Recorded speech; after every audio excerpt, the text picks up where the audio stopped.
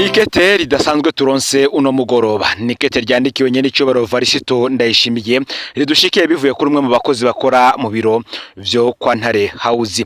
Nikete benshi bavuga yuko niba ritanditswe n'umwe mu bavukanye ba hafi ba President Ndayishimiye ryo barivuye ku muntu bakoranye uwo biganye canke se basangiye amwe mu mabanga mu mugambwe kuva kera canke se biganye muri kaminuza nkuru y'igihugu mu gisata c'amategeko.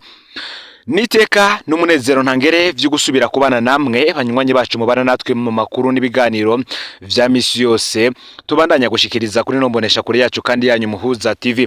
Numwanya tugiye kubageza ko amakuru ibiriko biravugwa bigazwe ko muri kano kanya nga mu gihugu c'u Burundi, akaba ari amakuru tuzagaruka cyane ku biriko biravugwa mu bisata bitandukanye. Gusa ahani tukaba tugiye kubageza ko ikete ridasanzwe rejeje kuronka ryandikiwe umukuru w'igihugu nyene icobero Varisito Ndayishimiye rivuga ko hoba hari umugenzi yahevye ngo nawe yoba agiye kumuheba. Undi nawe akaba avuga ko yoba afise ubwoba bw'uko nanone Varisito Ndayishimiye yoba yipfuza kumuzimanganya. Muti mwikete vyanditse gute? Reka tubanze tubigaruke ko utiko wampevye nanje ndaguhevye urashaka unzimanganye. Muvukanyi Ndayishimiye ngorobeje n'agahinda kenshi cyane, ndabona ko ico nsigaje ari ukumena ibanga kuko hagupfa nozanzama. Ugishika ndi mu biruhukije ari uko iminsi yagira genda n'umutima uri mu kumvamwo. Turakuzi uri intore uraturemesha, hari naho utubwira ko vyinshi utobegwa n'abatovyi bakwegere kandi urashobora kuba utarira busema. Ariko tukiri ngaho hari umukurambere yamaze ati ikizokwereka ubwenge bw'umutegetsi uzorabire ku bantu bamukikuje. None ga nyene icubahiro aka kagani k'uyu mukurambere wewe hari ico kakubwiye? Mbega ko abagukikuje tuzu barusha ububasha bigenda gute batobera abarundi nawe ugume uhoze, canke bigenda gute ngo bagume batoba nawe ugumye unumye? Nyene icubahiro ko tuzi neza ko abagukikuje bose ari wewe ubagaba, bigenda gute ukwege ujana imbere nabo bakwege bajana inyuma nawe unanirwe kubatera umwereka bakumbagare? Canke nyene icubahiro duhishuke utubwize ukuri, abo wikikuje nibo basige bakugaba canke ni wewe ukibagaba, canke abo wikikuje baciye bagukikuza? Nyene icubahiro ndi n'agahinda kenshi, ni hamwe nyene amosozi y'umurundi yavutse mu kijana ca 200 atemba aja munda aka gapapuro ko gushikiriye kajovye. Ariko ga muvyeyi warabuze uko bigira ngo tugere mu mpeshi dufise uduse two gutabiza yisi yacu yamaze gutituka. Ngereganye n'icubahiro tudatabiye ntitwimbura n'intete. Nyene icubahiro woba warampevye? Iki ni kibazo benshi bagarutse ko cyane muri rikete. Ngari hamwe uwa warandambiwe ugahitemwo kumpeba, urakwiye kumbwiza ukuri kandi aho bigeze ndikeka ko utakinkunda kuko iyo nkuririye ntunandaba. Aho wumva utamaze kumpeba nanje nkishinga ndakwayagurira kumbe utakinezwe. Ariko naho wampevye waragiza nabi kuko sinarowo guta nkakanuka. Reka mbere mpebe no kukwitanye n'icubahiro kuko nawe ntukinyishimiye nk'umunyagihugu umwe mu miliyoni 12 ujejwe. Ndiko ndihweza ingene nanje ndakuva inyuma kuko kugukunda nisanze ari nko kwina akaheze. Hari ababanyi babiri bari barakumbariye nabi nkibaza bashaka kukunyankisha, none ndavyiboneye. Haciye imyaka itari mike batanakimvugisha kubera nabaciriye amate mu maso bariko bambwira ko batakikwizeye. Ejo aho bukera nzoja kubaraba ari hamwe bokwemera kumbabarira ivyanje nawe bizosigara bizwi n'Imana yo izi nibiri mu mutima wanje. Reka ndeke kuguta ku mwanya wanagutaye kuramaze kandi ejo ukabona ndakwihindutse ntuzutangare. Ndazi ko ukeza gusoma kagakete uza guca ushaka ko bwoca wanyishe. Urashaka unyice kuko ntaco ncera, ariko n'ubundi unyishe niwe uzoba wisogose kuko nje urazi ko nitwa Murundi mu gihe babagenzanje babiri utebewe bamahasuzi ko bitwa babarundi. Nje Murundi ndazi urashobora kunzimanganya, ariko ndazi ko utazoshobora kuzimanganya amahasa babarundi kuko ntiwo kwitura umukwabu w'inzige, inzoka n'inzovu. Urabizi yuko amahasa ahuma. Nakagaruka njanya agahinda tuzohurira ibukama.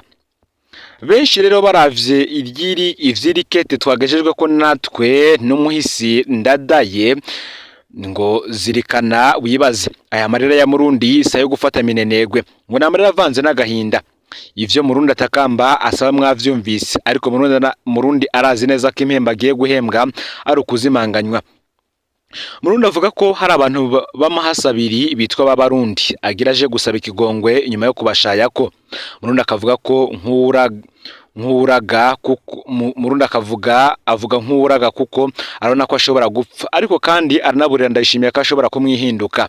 Ndayishimiye nawe ngo arashobora kwica Murundi, ariko ayo mahasabiri ya Barundi ni nka vya bizinu vyansubizaho nkuye ashizemwe inkota ngo uzosanga ushinze kuri muri Ngerina, yongejemwo asanga ashinze mu ijosi iwe. Umuti si ukwica. Murundi ngashaka uduse two guteragira imbuto, ntashaka kwicwa, ashaka uduse kandi amatwi ansumira ngo yarishe imbere.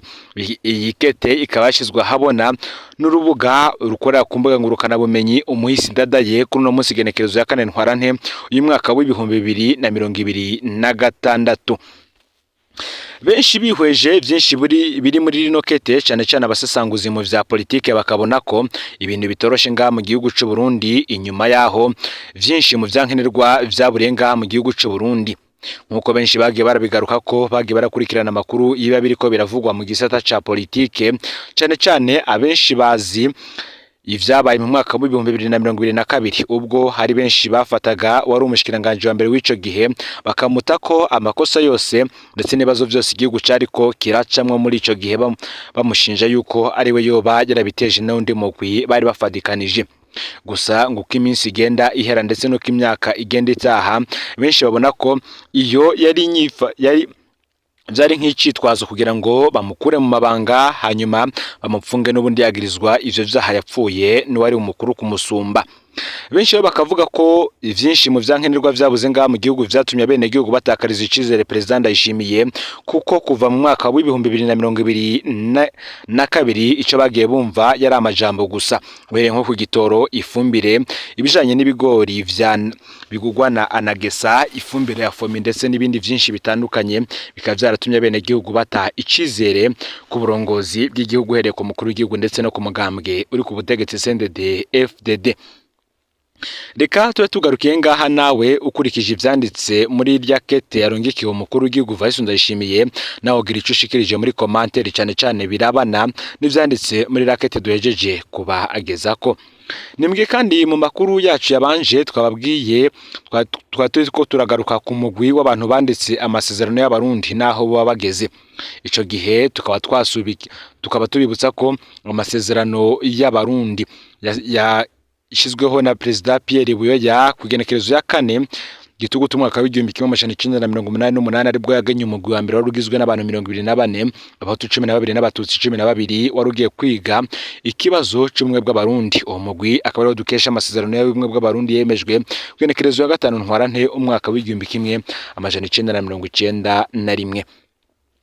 Twari tugeze ko bita Nicolas Mayugi yari umushikiranganje ku ntwaro ya President Buyoya. Inyuma y'ibikorwa vy'umugwi yarabaye umunyamabanga mukuru wa Opona, hanyuma umukuru wa Opona yongera araba mu mareta atandukanye. Yaritavye Imana muri Nzeri umwaka w'1997 mu gihe yaheruka kugenwa guserukira Burundi muri ONU. Mayugi akaba ari incabwenge yasize inyandiko ikomeye mu bijanye no kugwanya ihonyabwoko no kugwanya, akaba afise ibarabara rimwitirirwa rica imbere y'ingoro nkuru y'umugambwe Opona ku Mugumya. Haza Lieutenant Colonel Jean Baptiste Mbonyingingo, uyari intwazangabo zatembagaje President Bagaza inyuma y'ibikorwa vy'umugwi yaraserukiye kandi Burundi mu makungu ari mu gihugu c'Ubutaliyano no mu Bufaransa. Jean Baptiste Mbonyingingo yakukurutse mu gisirikare ku ipete rya Colonel, akababa mu gihugu c'u Burundi. Hakaza Charles Mukasi, aho mu mwaka w'1988 Charles Mukasi yakora mu mugambwe Opona. Nyuma yarabaye n'umukuru w'umugambwe Opona kuko yagize uruhara mu biganiro n'amasezerano vyakurikiye ivyago vyo mu mwaka w'1993 cyane cyane convection du gouvernement yo mu mwaka w'1994. Mu nyuma Charles Mukasi ntiyahavuye yumvikana n'intwara ya President Buyoya, ahagarukiye ku butegetsi ari mu baporona batemeye amasezerano ya Arusha. Ubu ni impunzi muri Canada. Mu mwaka w'2020 ari mu baciriwe gupfunga ubuzima bwe bwose kandi atigeze aburana. hazamo kandi Artemoni Mvuyekure. Inyuma y'ibikorwa vy'umugwi yarabaye umukuru w'igisagara ca Bujumbura, uyu yaritavye Imana. Hazamwo Emile Mworoha, uyu yarajejwe amabanga menshi mu Burundi no mu makungu. Yari yarabaye umushikiranganji ku ntwaro ya Perezida Bagaza. Uyu yarabaye kandi umunyamabanga mukuru wa UPONA be n'umukuru w'inama nshingamateka kuva mu mwaka w'igihumbi kimwe amajana 1982 gushika mu mwaka w'igihumbi kimwe amajana 1987. Kuri iyo ntwaro nyene, inyuma y'ibikorwa vy'umugwi, Emile Mworoha yari umwigisha muri kaminuza, yarabaye umushingamateka, yarakoze cyane muri UNESCO i Paris mu Bufaransa. Uyu yitavye Imana mu mwaka uheze w'ibihumbi 2025. Haza Adolphe Nahayo, uyu yarabaye umushikiranganji igihe kinini ku ntwaro ya Perezida Buyoya. Yarasurukiye Burundi mu makungu nko mu gihugu c'Ubusuwisi. Vuba yahora aserukira CAC muri Centrafrica. Ubu ni umuyobozi mukuru mu mushikiranganji w'imigenderanire y'u Burundi n'amakungu. Ashobora kandi kuba ari we wenyene akiri umukozi wa leta muri kino gihe. Hakaza Gerard Ndayisenga, uyu yarabaye buramatari w'intara. Nta makuru yiwe dufise muri kino gihe. Hakaza Musenyeri Alfred Ndoricimpa, uyu yari umwungere wa Eglise Methodiste Unie du Burundi, yarashengiye mu mwaka w'ibihumbi 2005. Haraza Musenyeri Evaristo Ngoyagoye, yari umwungere wa Diocese Katolika ya Bubanza. Inyuma yaratwaye Diocese ya Bujumbura, aranahava aba archevêque. Ubu ari mu zabukuru ku myaka 84. Harimo kandi Ambroise Niyonsaba, kuko inyuma y'ibikorwa vy'umugwi yarajejwe amabanga ahambaye. Aho Perezida Buyoya yagarukiye ku butegetsi mu mwaka w'igihumbi kimwe amajana 1996, Ambroise Niyonsaba yari umushikiranganje ajejwe umugambi w'amahoro. Niwe kandi yakurikiranye ibijanye n'ibiganiro vyose vy'amahoro leta y'u Burundi yabayemwo. Mu nyuma kandi uyu yarakoze mu rwego mpuzamakungu, araserukira umuryango w'ubumwe bwa Afurika muri Cote d'Ivoire. Nta makuru yiwe dufise muri kino gihe.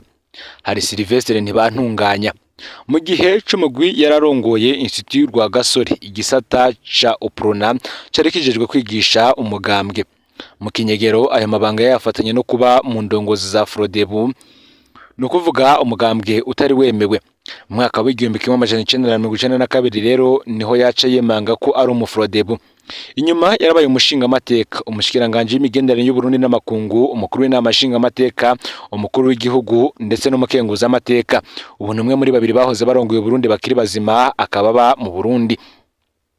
Harimwo Albert Nyamoya, uyu yahoze ari umushikiranganje wa mbere mu mwaka w'igihumbi kimwe amajana 1964, umushikiranganje wa mbere mu mwaka w'igihumbi kimwe amajana 1972 gushika mu mwaka w'igihumbi kimwe amajana 1973. Uyu yari yarabaye umushikirangoma inshuro nyinshi mu myaka za 60. Yaritavye Imana mu mwaka w'ibihumbi 2001. Harimo kandi Major Didasi Nzikoruriho, yari mu ntwazangabo zatembagaje Perezida Bagaza. Uyu nawe nta makuru menshi tumufise ko. Hakaza Luc Lukingama, umwigisha wa kaminuza yajejwe amabanga menshi ahambaye y'igihugu. Yarabaye umuyobozi mwishikira mu biro vy'umushikiranganje wa mbere, ari umushikiranganje inshuro nyinshi kuko yabaye umushikiranganje w'imigenderanire y'u Burundi n'amakungu, inyigisho za kaminuza ndetse no kumenyesha amakuru. Yarabaye umukuru wa OPONA, yarakoreye UNESCO, ayiserukira Harare muri Zimbabwe ni Addis Abeba muri Ethiopia. Muri Gitugutu mwaka w'ibihumbi 2020 yaciriwe gupfunga ubuzima bwiwe bwose atigeze aburana. Ubu akababa mu buhungiro i Buraya. Harimwo Martin Rukingamubiri, yarabaye muri komite nkuru y'umugambwe umwe Rudende OPONA. Nta makuru yiwe dufise. Hakaza Marie Louise Sebazuri, n'umwanditsi azwi cane mu Burundi. Ivyese vyiwe bikinwa mu radio muri Kirukuri, umubanyi niwe muryango n'ibindi. Yaraserukiye Burundi muri Francophonie, aba muri Australia. Hakazamwo Gamarire Ndaruzaniye, uherabaye umushikiranganje muri leta zo ku ntwaro ya Perezida Buyoya. Yaraserukiye Burundi muri ONU. Yaritavye Imana mu mwaka w'ibihumbi 2024. Iyo yaba muri leta zunze ubumwe za Amerika. Mu ncamake n'imiburi 14 mu bari bagize uyu mugwi baracari bazima. N'imiburi 3 mu banditse amasezerano n'umwe bw'abarundi. Ubu ni impunzi zakiriwe igihano cyo gupfungwa ubuzima bwose kandi batigeze baburana. Benshi mu bari bagize uyu mugwi baravuyemwo abashikiranganje, abashinga amateka, abakenguza amateka, abaserukira Burundi mu makungu, abakozi b'amashiramwe mpuzamakungu harimo nka ONU, Union Africaine, UNESCO, Francophonie ndetse n'ahandi. Umwe yarabaye umushikiranganje wa mbere, uwundi umukuru w'inama nkenguza amateka, uwundi umukuru w'igihugu. Ni ikimenyetso rero ko zari incabwenge zikomeye cyane Burundi bwagize. Mu makuru adushikira nuko ngo Burundi ari igihugu kitazi guha agaciro inararibonye zacu. Intwaro zira nk'uko amakuru adushikira bivuga, intwaro zirakurana zikagenda zikankana. Urunuko kamengo nta continuité iriho. Cyo ni ikimenyetso ko bwa bumwe bwagomye bucumbagira. Ku munsi w'igenekerezo ya 5 Ruhuhuma, aba banditse amasezerano y'ubumwe bw'Abarundi bari bakwiriye kuza barahabwa ijambo ngo bavuge uko babona aya masezerano banditse, be nuko babona ikibazo cy'ubumwe bw'Abarundi cifashe mu gihe ca none. Boba abahanuzi beza b'igihugu narirya bose ari nararibonye mu buzima bw'igihugu, kubona habwa kandi akanya ko guca mu mashuri bakaganiriza urwaruka. Guhimbaza umunsi umwe bw'Abarundi bikaboneka nko guheza ibwirizwa shingiro, ariko nta mutima urimo vy'ukuri. Nico cica igihugu: ubumwe, demokrasi, ubutungane, agateka kazina mu ndetse n'ibindi. Kenshi rero usanga ari amajambo meza abategetsi baza barasubiramwe, ariko batayafise ku mutima, ngo nta ntumbere yo kuyagendera iriho. N'amajambo yo gusinziriza igihugu gusa. Ngo rero amakuru yaragezwe ko muri kano kanya ufyonde subscribe canke sabone niba utarafyinya ko kugira ngo tuzoshikirwa nadushikiriza usangiza n'amakuru bagenza aho bari hose kugira ngo nabo baje baramubambira bashikirwa n'abiriko biravugwa bigezwe ko ngaha mu gihugu cy'u Burundi, hanze imbibe z'igihugu cy'u Burundi ndetse no mu makungu ya kure. Mu Mpuza TV Imana bayizagire mu bikorwa byanyu vya misi yose muriko urakora.